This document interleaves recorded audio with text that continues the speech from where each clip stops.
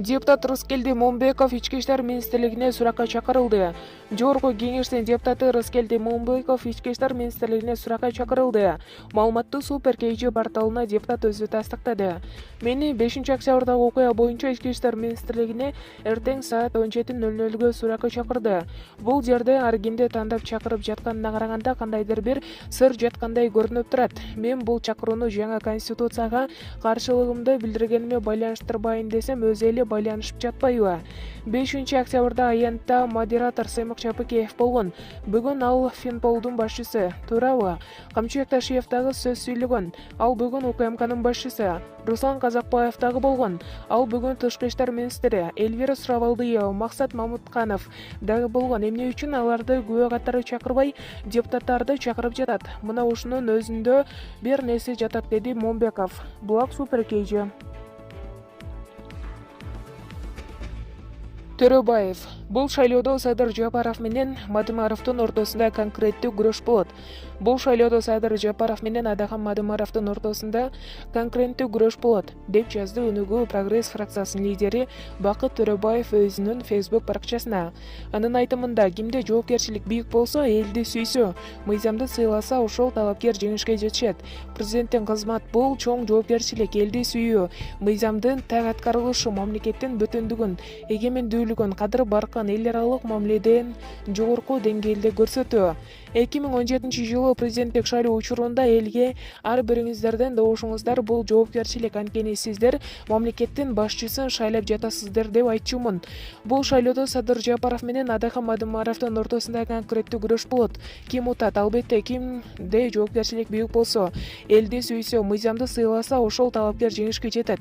Алдыдагы шайлоодо акчанын, админ ресурстун колдоосуна таянбай, карапайым элдин тандоосуна коюш керек. Ар бир жаран өз президенттин жоопкерчиликтүү сезим менен тандасын. Утулган талапкер мамлекеттин тынчтыгы үчүн уткан талапкерди расмий куттукташы керек. Ошондо эч кандай талаш тартыш болбойт жана легитимдүүлүгүн бекитет. Эң башкысы өлкөнүн президентин тандоону элдин каалоосуна коелу, деди Бакыт Төрөбаев.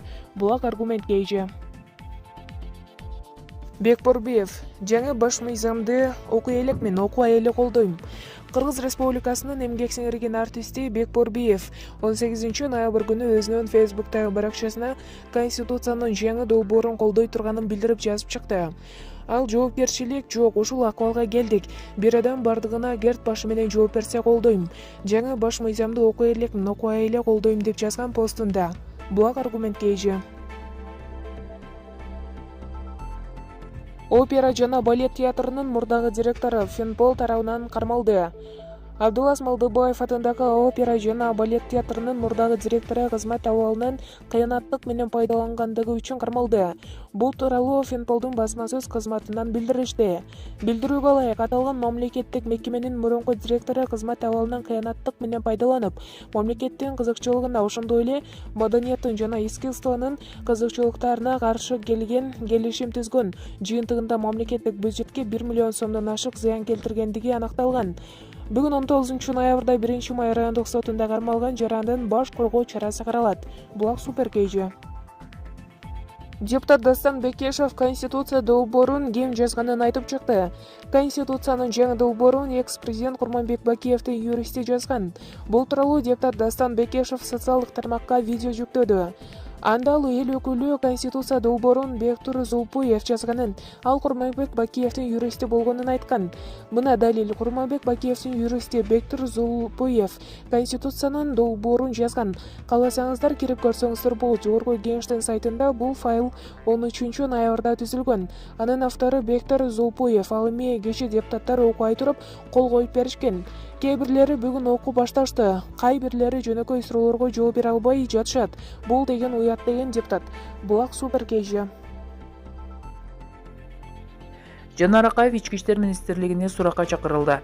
Жогорку кеңештин депутаты Жанарбек Акаев Ички иштер министрлигинин тергөө кызматына суракка чакыртылды.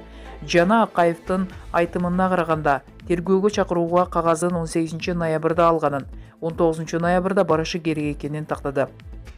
Депутат өзү кайсы иш боюнча чакырылганынан кабары жок экенин кошумчалап, 5-6 октябрдагы окуяларга байланыштуу болушу мүмкүн деп болжоп жатканын айтты. Эске салсак, Кыргызстанда 4 октябрда өткөн парламенттик шайлоодон кийинки 5 октябрдагы Бишкектеги нааразычылык акциялары ири башаламандыкка айланган. Шайлоонун жыйынтыгына нааразы болгондор 6 октябрга караган түнү президенттик аппараттын жана жогорку кеңештин имаратын талкалап салышкан. Шайлоодо Ата Мекен партиясын баштап чыккан Жанарбек Акаев да бул күнү митингге катышып, күч кызматкерлери менен болгон кагылышууларда жаракат алган. Булак Назар Ньюс. Каныбек Иманалиев: бул мыйзам долбоорун кабыл ала турган болсок, бүт дүйнө Кыргызстанга күлөт. Эгерде референдум жөнүндө мыйзам долбоору кабыл алынып калса, анда бүткүл цивилизациялуу дүйнө Кыргызстандан жүзүн бурат. Бул тууралуу Жогорку Кеңештин депутаты Каныбек Иманалиев билдирди. Бул мыйзам долбоору депутаттар тарабынан иштелип чыккан эмес. Эгерде биз бул мыйзам долбоорун кабыл алсак, анда ал жөнүндө билмекпиз. Өмүрбек Текебаевди эле мен да Конституциянын текстин жакшы билем жана өзгөртүүлөргө кызыктармын. Ага депутаттар жөн гана кол коюп беришти. Жумушчу топко кимдер киргенин билбейбиз. Бул эксперттер менен юристтердин катышуусунда ачык айкын болушу керек эле. Бул демократияны четке кагуу. Бийликтин 3 бутагы бар. 4-сү биз массалык маалымат каражаттары деп айтабыз. Эми алардын үстүндө курултайдын үстүндө президент болот экен. Бул диктатордук өлкөлөрдө деле кездешпейт жана Кыргыздарда гана бийликтин 5 бутагы болот. Бул уят. Бүткүл цивилизациялуу дүйнө Кыргызстанга күлөт. Мыйзам долбоору 1 айдын ичинде коомдук угуулардан өтүп, андан соң 6 айдын ичинде парламент тарабынан кабыл алынышы керек. Алар 1 айдын ичинде мыйзам долбоорун тез арада талкуулап кабыл алууну каалашат. Бүткүл цивилизациялуу дүйнө бизден жүзүн бурат, деди Каныбек Иманалиев. Булак Назар Ньюс KG. Иса Өмүркулов жаңы конституциянын автору эмес экенин, ал тургай ал жобону окубаганын да баса белгиледи. Жогорку Кеңештин депутаты Иса Өмүркулов референдум өткөрүү сунушуна гана кол койгонун, ал эми жаңы конституция долбоорун көрбөгөнүн билдирди. Кечээ Жогорку Кеңештин сайтына 80 депутат конституциянын жаңы редакциясын жазып, аны кабыл алуу үчүн референдум өткөрүүнү демилгелегени жарыялаган. Алардын арасында Өмүркулов дагы көрсөтүлгөн эле. Мен референдум өткөрүүгө гана кол койдум. Автор катары катышкан эмесмин. Конституция долбоорун көтөргөн да, окуган да жокмун. Албетте эми долбоорду окуп чыгам, деди Өмүркулов. Ал эми ким кол чогултуп жүрдү деген суроого ал маанилүү эмес деп жооп берди. Ошондой эле Өмүркулов баш мыйзамды өзгөртүү долбоорунун негизги автору ким экенин да билбей турганын билдирди. Булак Назар Ньюс. Депутат Эмил Токтошев суракка чакырылды. Бул тууралуу өзү билдирди. Өмүр жолумдагы өзүм туу туткан бир чындык бар. Ал өзүмдүн ичимдеги абийиримди сатпоо. Кандай гана абал болбосун чындыкты сүйлөп жүрүү. Саясий ишмердигимде коомдогу туура эмес окуяларды, саясий теңсиздикке ар дайым калыс сөзүмдү айтып келем. Убагында Билгизбейт үчүн Сегизбаевди, ЦС үчүн Исаковду катуу сындап, Атамбаев, Жээнбековдордун өкмөтүнүн ар бирин туура эмес иштерине сынайтып, Текебаевди түрмөгө отургузганда өзүмдүн позициямы өзгөртпөй, ар жака өтө качпай, ар дайым бир нукта келе жатам. Ушу кезге чейин өз пикиримди бар үчүн коомдогу саясаттагы бардык туура эмес иштерди айтып келдик. Мына ушул күн да келди, дейт ал эл өкүлү. Булак Хоум пресс. Максат Мамытканов. Президенттик шайлоону таза өткөрөбүз. Бүгүн 19-ноябрда вице-премьер-министр жана президенттик шайлоону өткөрүү боюнча республикалык штабдын башчысы Максат Мамытканов өкмөт үйүндө маалымат жыйыны өткөрүп жатат. Анда ал шайлоо таза өтө турганы боюнча айтты. Барыңарга маалым болгондой, өкмөт башы буйрукка кол койду. Анда президенттик шайлоонун мөөнөтүнөн мурда өткөрүү боюнча штаб түзүлүп, мен ага жетекчи болуп дайындалгам.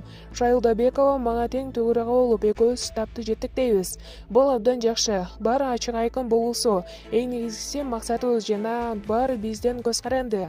Алдыда боло турган шайлоону таза өткөрүп берүүбүз керек. Кечээ буга байланыштуу биринчи отурум өттү, деди Мамытканов. Булак Супер KG.